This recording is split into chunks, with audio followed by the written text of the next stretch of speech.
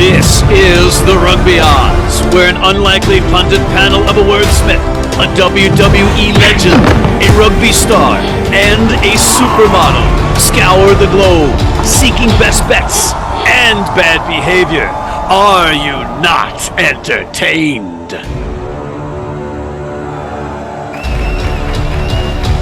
Greetings, gentlemen. There was a lot of great rugby action over the weekend, and we also had a great weekend from picking matches, thanks in large part to our absentee colleague and WWE Hall of Famer John Bradshaw Layfield. JBL was 7-1, proving yet again, Gift, that he's not just a knuckle-dragging Neanderthal who leads a charmed life, tormenting and terrorizing little people. I mean, he's a champ for a reason, you know. What can we say? He does champ things. Mike, do you agree that terrorizing little people is doing champ things? Because John's not here, no, I don't agree. But when he is here, he might terrorize me, so... And you'll note that his and yours, Proxy, that joker, is not here today because he's still feeling the wrath of Mike Friday, who was really angry about... He's in the circus being a clown. That's what he is. You hear that, Proxy? We're looking at you, pal. Unfortunately, we don't have him to be a scapegoat this week either. So we're going to have to go by our own merit. And with that, why don't we get to our first recurring segment, What Caught Your Eye? Mike Friday, what caught your eye? Obviously, there's been a lot of hullabaloo about the out-of-hand kicking in the women's game, but what we saw this weekend was two world-class goal kickers, Rennie Holmes for New Zealand and Bourgeois for France. Absolutely world-class from the tee. Rennie Holmes, two-footed out of hand as well. Absolutely fantastic. Brilliant. Gift, what caught your eye? This week has proven to me that the concept of we need to make the ball smaller for the women needs to die. All right. It's been a good 10-year, 15, 20-year argument. The WNBA plays with a smaller ball. Yeah, nobody cares. I don't care. Hey, you know what also happens? Softball plays with a bigger ball. We don't care. These are not the same sports. The women play fine. They play fine. And one big thing that I took from that, Asia Hogan Rochester absolutely collapsed the Scotland player. It had nothing to do with passing the ball. It was just a great stiff arm. But kill the small ball argument. It's dead. A couple of things caught my eye. The Wallabies continue to win despite what I'm thinking is kind of a weakness at number 10. I mean, if you look at Lionel and James O'Connor, both of them seem to be allergic to defense, and both of them seem to have been skipping the gym. And before you bring up Finn Russell plays defense. Mike, how do they keep winning with these guys? Mate, they're a decent outfit. They're wily. The thing about James O'Connor is he knows how to play the game. They can hide them in defence. Get like Gift is trying to hide on camera now. Exactly. So, I think at the end of the day, you don't always... Let's not look at their weaknesses. Let's celebrate their strengths. It's probably the best way of looking at these two. That should be on a greeting card. Two decent centres outside them that have got all the tools. Wow, that is a kinder, gentler Mike Friday with that answer, ladies. Every now and then. Okay. I also just wanted to bring up that their counterpart on the other side of the field, Santiago Carreras, looked like a professional in every aspect of the game, and he had another great match, and he's their second choice. If only we had that in the USA. Let's move on to our next recurring segment, Player of the Week. And the candidates are Freda Tafuna. She followed a Player of the Match performance and a grown-ass woman performance with another Player of the Match performance. Braxton Sorensen McGee, New Zealand's 18-year-old, scored a hat trick versus Ireland before a sold-out 30K crowd. Thomas Ramos, Toulouse's number 15. There are certain names that are going to keep coming up because they are elite players. Thomas Ramos is one of those elite players, and he showed us why again on the road versus Claremont. Sylvia Brunt, New Zealand's number 12. Physical is how Mike Friday described Brunt's play. Irish defenders took the brunt of it. Mike, who is your player of the week? Yeah, it's toughy. I thought the girls were outstanding this week. I thought obviously Sid Braxton with the hat trick. Tafuna again backing up for USA, but I can't look past Sylvia Brunt. I mean, she was physical beyond physical, but also as well, she carried well, she distributed, she was the centre of everything to allow New Zealand to run riot. Sylvia Brunt had a phenomenal game. Gift, this is a tough week to pick, especially when your twins are waking up right now when the pressure's on you. Yeah, you know, is the first time that management has actually picked consistently good selections. Did you just air quote? Did you air quote? Air quote, our management has given candidates that are worthy of this position in total. But look, man, I can't take away from anything whenever a forward is actually doing their job. Freda Tafuna just completely beast moded over everyone. I know it's Samoa. I know it was technically a weaker opponent, but no, she was crashing and smashing. I got to give it to her. Shout out USA on this one. Well, Mike Friday last week dissed Tafuna by saying that her tries were 2-meter tries, team tries. And he was right then. But this week is a different story. But that doesn't mean I'm going to pick her. No, I'm going Mike Friday. Sylvia Brunt is our player of the week.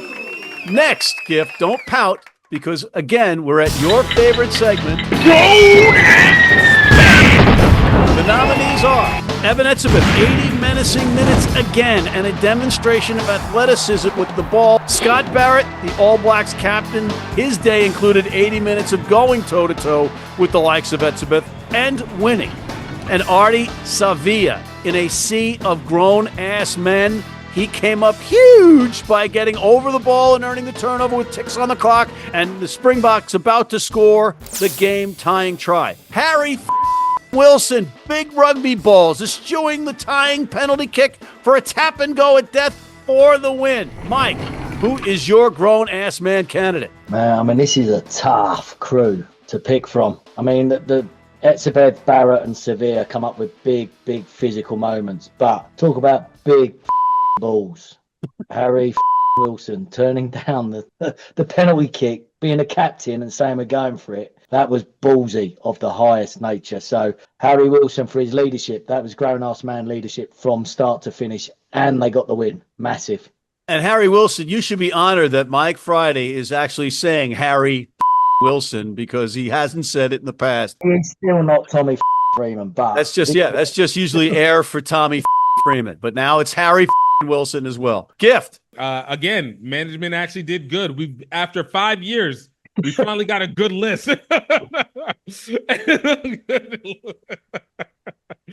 But look, I got to stick with my guy. Every time he goes in and he shows out, I think it changes the game, and that's Artie Sevilla. Oof. Wow, a lot of pressure on me. A lot of pressure. And I could go with Scott Barrett because of my weighted pick as per management win for Scott Barrett. I'm going to piss off Mike Friday by going with Gift and picking Artie Sevilla. Artie Sevilla.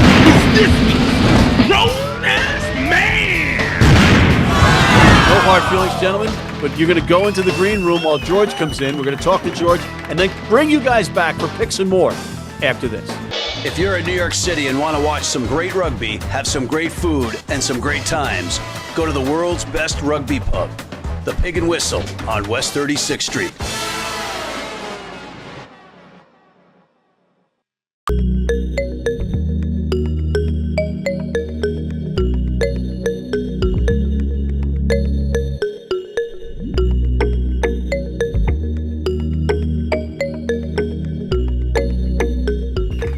And we are back with Mr. George Hook calling in from Dublin, Ireland. George, how's the weather over there? A little chilly? Rain, I think, was invented by St. Patrick in Ireland. So it rains a lot, and it's currently raining a lot. If it's raining in Norway, I don't play golf in Ireland. So it's been raining in Norway as well, so I don't play. We'll figure that one out after the show. But, George, lot to get to, but we only have a certain amount of time with our recurring segment. Headlines with Hook. First headline, Le Cote Orange. First of all, I disagree with the whole card thing to begin with. Because once upon a time, it was pretty simple. You kick the guy in the head, and the referee said, you can't do that kind of thing, off you go. And that was it. There was no in-between bits. You were sent off or you weren't sent off. Then they started to get yellow cards and red cards, and now they've got essentially the Southern Hemisphere is the problem here. They don't want teams reduced to 14 men. So they're trying to find a way to send somebody off but bring somebody else on and so on. So this card is an orange card where they send somebody off, but he can be replaced. It's just another mechanism to play around with foul play. Now, the problem with foul play is once upon a time it's pretty simple. You kicked him in the head or you punched him in the nose or whatever. The problem with high tackles now is hitting somebody's head with your head or your shoulder. Is it a red card or is it a yellow card or is it an upgraded card? I don't like it. I mean, you're probably in a way talking to the wrong guy. I'm an old rugby guy with old traditions, and I believe the game was simpler at that point, and they don't need to play around with it. Yeah, gone are the days of headbutting your opposing hooker as you're engaging, or ramming into the opposing scrummers when you're coming together, and the old thumb in the eye, maybe the fish hook. All that's gone. So, are you saying we should get rid of cards and bring it all back? I mean, just be simple, I mean, it's just simple. Either you've committed an offense in this game. Like, the great thing about this game was it was once described by somebody that soccer was a game for gentlemen played by hooligans, and rugby was a game for hooligans played by gentlemen. And actually, that was very prescient. Rugby had this thing about it that you could kick the living whatevers out of somebody on the pitch, and then you had a beer with them afterwards. So when you exceeded that gentlemanly part of it, you got sent off. And I was fine with that. I don't like TMOs. I don't like cards. I don't like the game stopped every now and again where they go and have a picture. But don't ask me to like it. Ask somebody else to like it. So your preference would be to just, guy gets tossed, he's out, that's it, shorthanded the rest of the match. Correct. See, I don't like that. And, I know you're going to say, well, you're the American in this, conversation. Of course you don't like it, but I keep going back to the 2011 World Cup, Wales, Sam Warburton getting booted out right away in the match for the tip tackle on the Frenchie, and Alain Roland sending him out for a red card. And we're in a basement in Buffalo at 4 a.m. watching on a laptop in my buddy's house because that's the only way we could get it. And all of a sudden we're there, and basically the game's over. First of all, are the mistakes. Like, I hate this thing that you can take mistakes out of rugby union. You can't. You can't take mistakes out of life. And this idea that we can have about 4 different ways of doing something so there won't be a mistake, I don't buy it. Like, you're trying to get me. I know what you're doing. I know what you're doing. You're trying to get me to say something that you want me to say, and I'm not going to say it. I think that's the headline right there. No cards. Off the pitch. Go. Hook can't be hoodwinked. That's the headline. All right. Second headline, the Rugby World Cup. I think it is fabulous, the Women's Rugby World Cup. I think for the first time in its existence since 1991, which is 30-odd years ago, it's really capturing the imagination. Now, it has an advantage. It's in Britain, and England are the clear favourites. So obviously there's a lot of people going to games, but they're going to games that England aren't involved in. In the first match, England again, who beat the USA 67 points to 5, there were more people at that match than there were at the entire series of the 2010 World Cup 15 years before. So it has captured the imagination. The Americans, sadly, are out of the competition, and they've given away the huge advantage they had in 1991. We've gone down that road before. No, I know you do. I know you don't like me telling you things that don't suit you, but it's a fact, and I'm disappointed about it. Meanwhile, the USA men get hockeyed by Japan. You're an American. You're a patriot, for crying out loud. You must be cheering for George Washington crossing the Potomac, and here you are taking casually the destruction of your two national teams. Casually, I had a full head of hair before Eddie Jones and co came into town.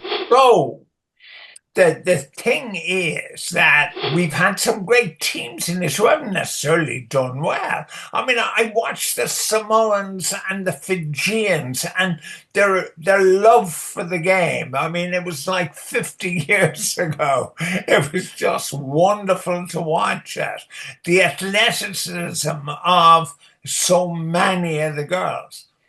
The minus is, I still think the ball is too big. We talked about that last week. And when I'm right, I like to make sure that everybody listening to this program knows I'm right. All right, let's see if you're right on the final headline. Schmidt and Jones, the real stars of the TRC and Pacific Nations Cup, respectively. They can't get it right for me. You know, not Schmidt. I mean, when I see newspaper talking about Schmidt's genius, I vomit. But the Wallabies beat Argentina, admittedly in Australia, so they started with an advantage. But now the situation is that at the bottom of the table is, guess who? South Africa. Now, South Africa in Eden Park, New Zealand were always going to win, I think, to be fair. But we're seeing a subtle change in what's going on. New Zealand beaten in Argentina, South Africa beaten by New Zealand, Australia doing really well. I think this Southern Hemisphere tournament is really good. I like it, and I like the way they're playing the game. But what about your man, Eddie Jones? Eddie Jones what? I mean, Eddie Jones just says something that he makes sure will get a headline in the newspaper. But he's got Japan winning again. Yeah, but hold on now. They've got to start beating good teams. Japan beating the USA is not a big deal anymore. I don't think it's Jones. I think it's the USA. USA will go backwards at a rate of knots. But Jones, yeah, I don't dislike Jones in the way I dislike Gatland and Schmidt. Jones is just a blowhard. All right, and that is another Headlines with Hook. Thank you, George Hook. Take care. You need your cleats? You need them tomorrow? If you order today by 3 p.m. New York time or noon LA time, they can have them to you tomorrow. Young, old, male, female, if you're playing on turf, if you're playing on grass, if you're playing in the rain, you're playing in the heat, they've got you covered. RugbyNow.com. Go there now.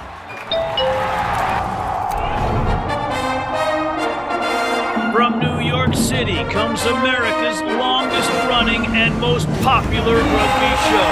The biggest names in Major League Rugby, MLR highlights, and big match previews. Rugby Wrap-Up presents MLR Weekly, made in New York City.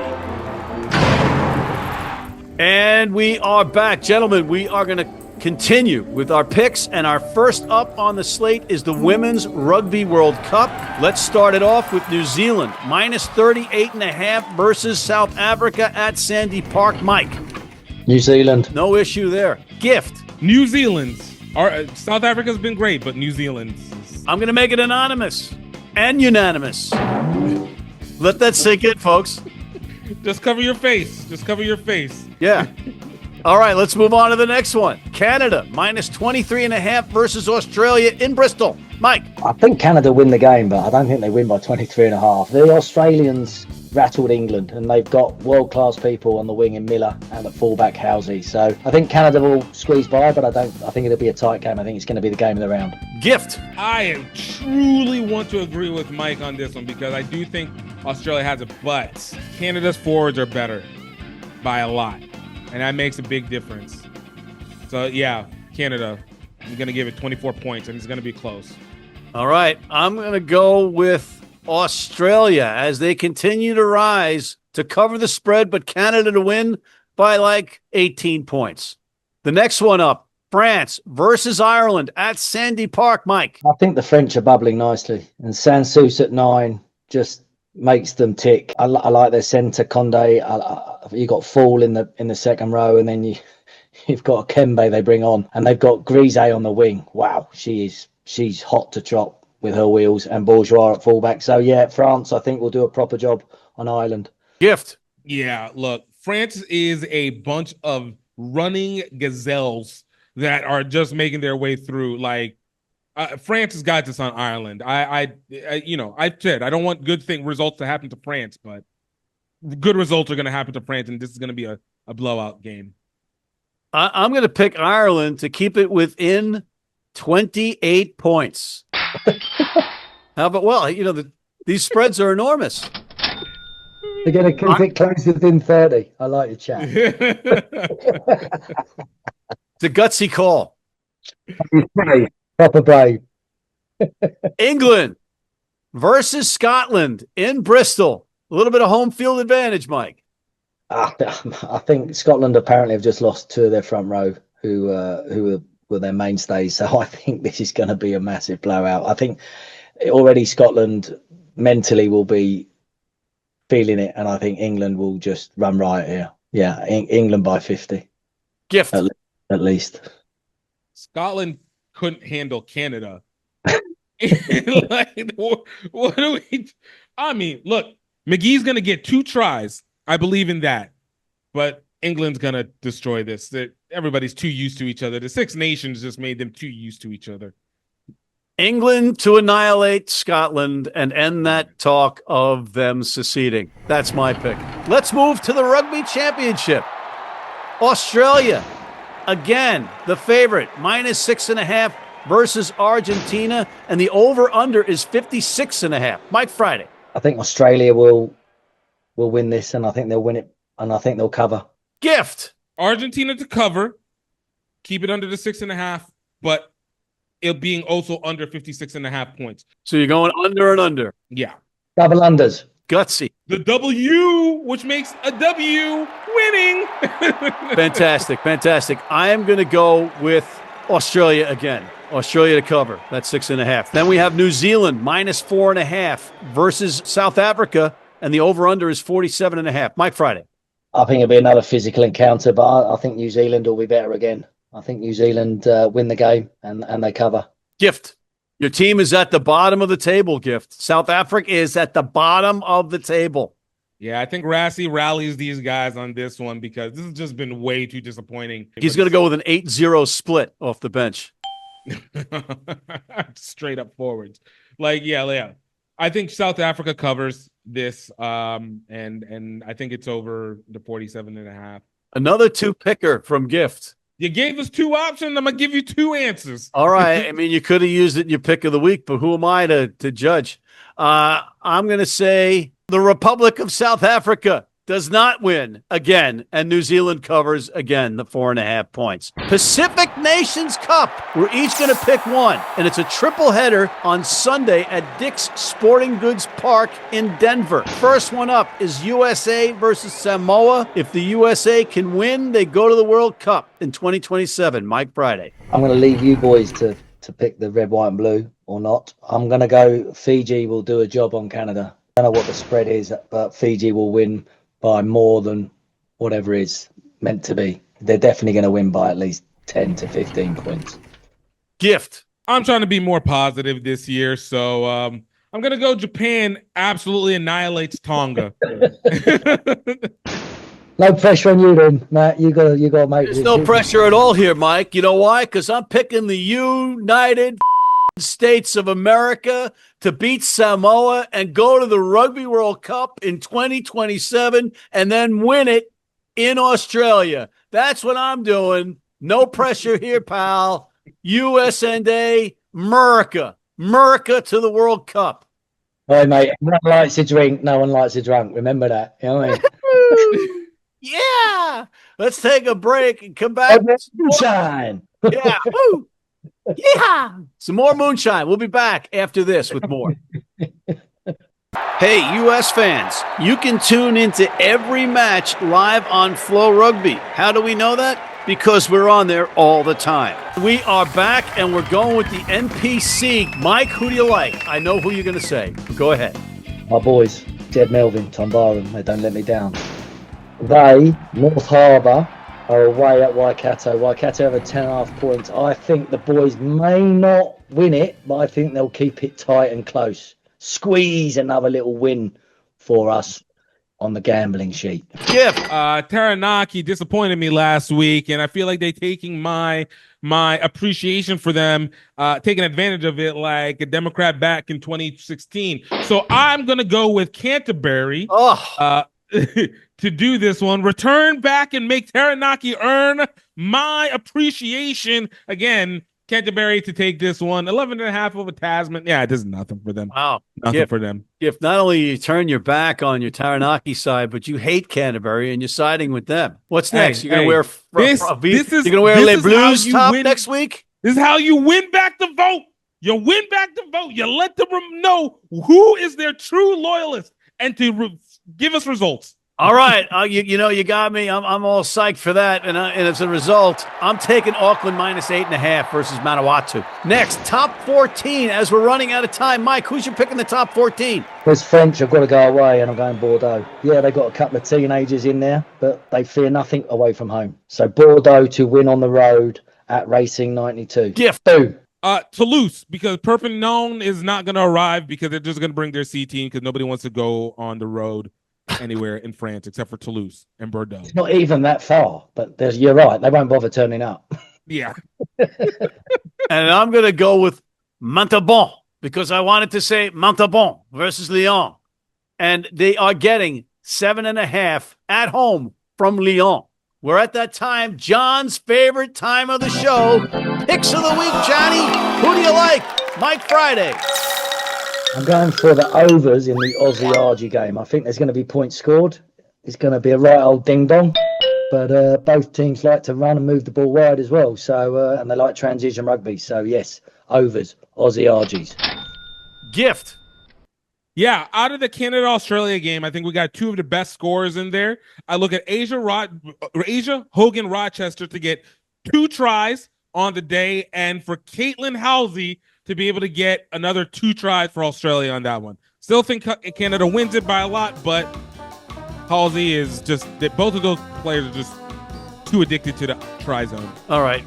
Fantastic, but it's Halsey. It's not Halsey, and I had to research it after the last time you said Halsey, and I asked you if it was Halsey, and you said it's Halsey, and it's Well, Halsey. blame the commentators for doing it wrong in the first USA-Australia game. And there's a shock. Samoa. All right. Okay. I'm going with the over in the New Zealand-South Africa game. And on that note, we're out of time. Thank you to John Bradshaw, Layfield, who's the WWE Hall of Fame return rugby advocate, King Gift Egbelu, the Inventor of Words, Mike Friday, the 3-time Olympic sevens coach, George Hook, the Irish legend, and thank you for tuning in. Please check out MLR Weekly. Hit that subscribe button on YouTube. Sign up for our weekly newsletter, and please join our American Red Cross blood donor team. I wish you'd give all your blood to somebody. Wrap it up. You're giving me deli belly.